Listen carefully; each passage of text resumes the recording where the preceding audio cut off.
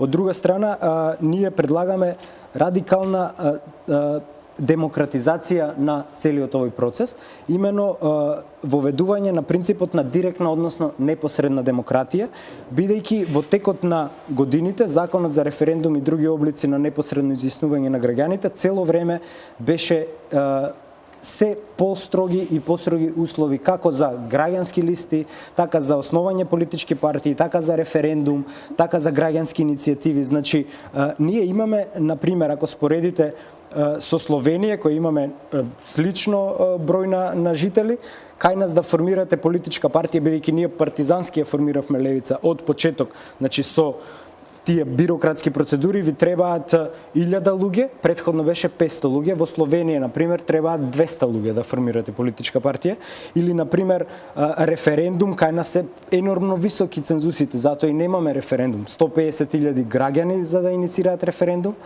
Така што за партија веројатно е идејата да бидат порелевантни субјектите, да нема инфлација на политички субјекти како што има. Не, идејата е да се задржи монополот на големата четврка.